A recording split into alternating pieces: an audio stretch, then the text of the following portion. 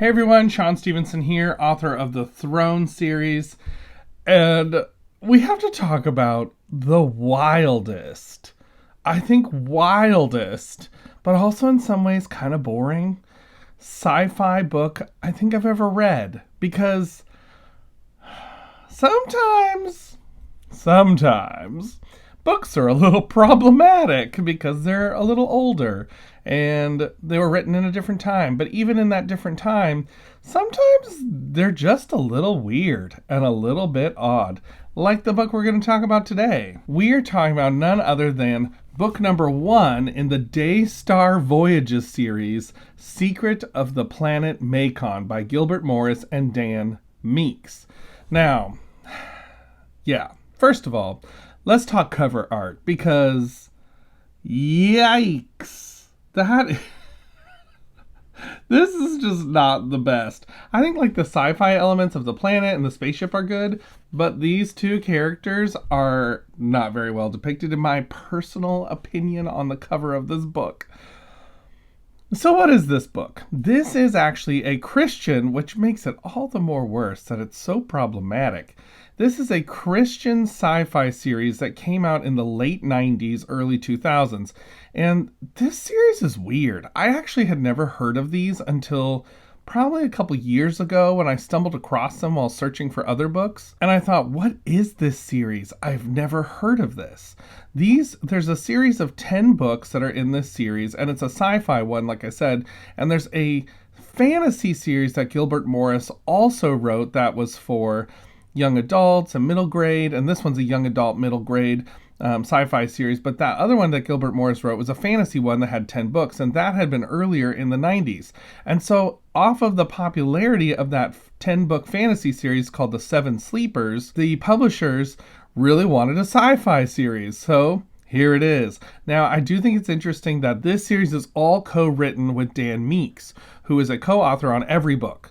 Maybe Gilbert Morris felt a little out of his depth when it came to sci-fi instead of fantasy, because he pretty much wrote the fantasy books. Here's the thing. Whoever is the architect behind these books, whether it's Dan Meeks or Gilbert Morris is the name and Dan Meeks is actually the idea person, they are obviously an old school Star Trek fan, which I will just say I love Star Trek. Star Trek is a lot of fun. It's one of the like franchises that I've actually seen pretty much every single episode of. I really love all the different series. My favorite is Voyager though, but I love Star Trek. I've always loved it. I am a Star Wars fan too. Obviously, I've got a bunch of Star Wars books right up here, but I also love Star Trek a lot. So I'm one of those rare people who loves both, because apparently you can't like both according to some people. Anyways, whoever though was the architect behind these books loved Star Trek the original series, because that kind of vibe is all over this book. I would say this book is most like watching Star Trek the Motion Picture, the very first one, the first movie they had. That movie starts off with this very long, meandering shot of the Enterprise, and it is so tedious. And that's kind of how this book is. So what is the setup of this book? And more importantly, what is the issue with it? Well, this book is about a group of teenagers, I think, mostly yes. They are kicked out of the Intergalactic Academy, and the Intergalactic Academy trains people to go into pretty much the military branch of the space exploration program. So the Intergalactic Academy has kicked out this group of teenagers led by Jerusha. And Jerusha, now here is where things get a little weird. We don't know how old Jerusha is.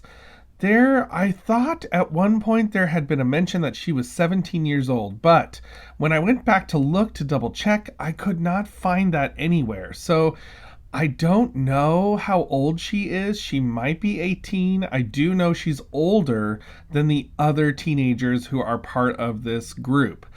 Well, this captain Captain Edge, he recruits Jerusha and her group of friends to go on a very dangerous mission with him. A mission to the planet Makon, where there is supposedly a mineral there that he wants to mine and sell in order to make money. However, there is a notorious space pirate, Sir Richard Irons, who is also after the secret of the planet Makon and wants this mineral for himself for his nefarious purposes, of course. So, when they get to the planet, things are not quite what they seem.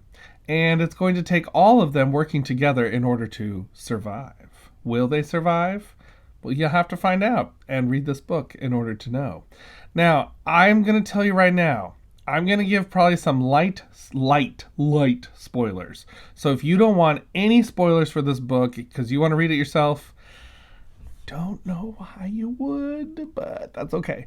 Then go for it. Otherwise, I'm going to give just some slight spoilers, not for any of the main plot pieces of what's going on the planet, anything like that. This is more like character spoilers. So here's the situation. Jerusha, unknown age, is falling in love with Captain Edge, who is clearly stated to be about 25 years old. And Captain Edge is also falling for Jerusha. And this relationship is painted in a positive light in the book. And I obviously had a lot of problems with that because I thought, well, wait, how old is she? And that's what led me on this journey to figure out, like, wait, how old was she? And I was going back trying to figure it out. Now, I will say I could not figure it out. I could not find a spot where it said exactly how old she was, just that she's older than all of the other teenagers. But it's possible she's 17. She could be 18. It's possible she's 17. And she's falling in love with this captain who's 25. And this captain's falling in love with her. And I just kept thinking the whole time, I was like, oh no, this is kind of creepy and a little weird. And I don't really like this. And I will admit I was highly uncomfortable reading the storyline between them. Now, it is like a BBB storyline. Like, it's way down there, but it is there. And there are moments where they are holding hands. There are moments where, they are talking to each other, and there's very romantic language about the descriptions of starlight twinkling in people's eyes. And I just, like I said, I was super uncomfortable with it. I did not like that aspect of this book. And it's such a bummer because I feel like there's a lot of potential here. I think the story world itself is really well put together. You have an interesting sci-fi twist. I think that this creates a very interesting universe because this is a Christian sci-fi book. So the authors are basing their worldview of the universe based on a Christian worldview, which is an interesting twist on a sci-fi thing, because here you have aliens that developed on other planets, but no humanoids that developed on other planets, which I thought was kind of interesting.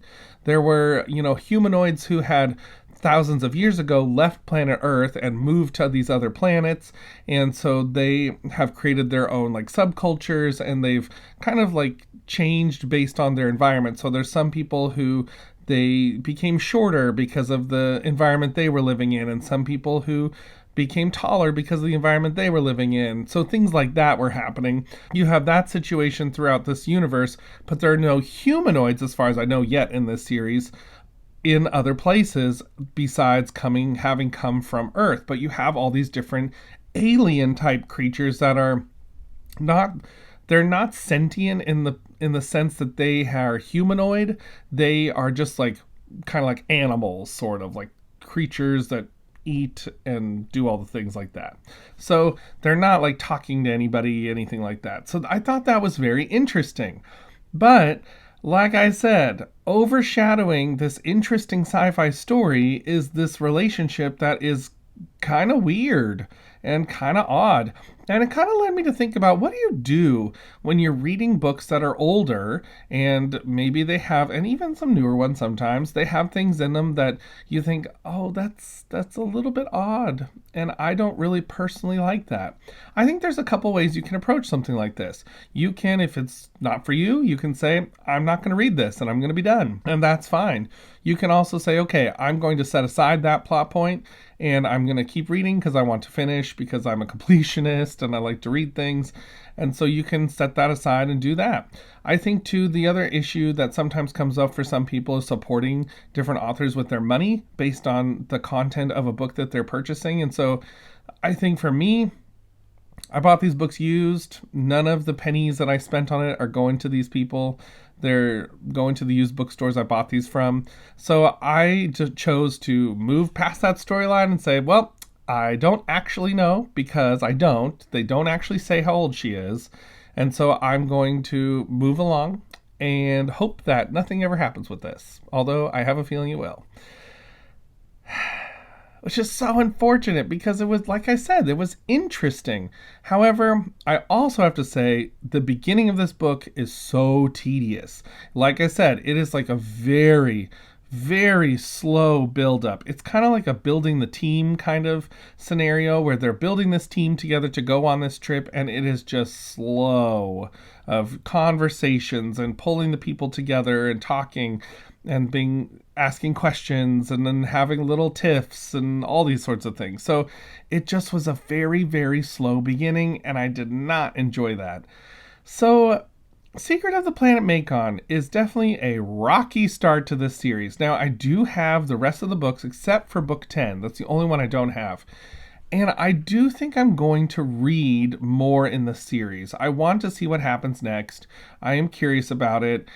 Because this is a Christian book, I really hope that they don't lean into the romance between Jerusha and Captain Edge, which, to be fair, is only very, very hinted at. So I have to be fair to this book and to these authors. And again, like I said, I don't actually know if she was 17 or if she's 18. So there's a lot of question marks, but unfortunately there's question marks. And it wasn't spelled out clearly. Like, I think an author today would more clearly spell this out, just so that way it wouldn't be a problem for any readers. They would be able to say, oh, okay, I see what's happening here. So that's an interesting thing to think about when you're reading these older books and knowing that sometimes they contain things like this where maybe an author just was not thinking it through. They did not know, or they did not think about it and intentionally make choices to make sure that people are not going to have weird questions about the book. At the end of the day, I kind of have to give this book 2 stars out of 5. Like I said, the plot was fine as far as like the secret of the planet and what all happens there. I thought was good. And actually, the book has some interesting conversations about colonization that I thought were very fascinating. And I think were a good part of this book. But you also have that other situation with the romance between Jerusha and Captain Edge, which I think is a problem if they are, in fact, those ages. So I have to give this book a 2 out of 5, and plus that boring beginning. It was like 50 pages of and for a book that's only 150 pages, to have 50 pages, 1/3 of it, be so slow, and not even like an interesting slow. It was just really slow. I gotta give this a 2 out of 5. So, have you ever heard of this series? What do you do when you're reading older books and maybe you come across something that you're just not feeling comfortable with? How do you handle that situation? I'd love to know, actually, in the comments below. Let me know.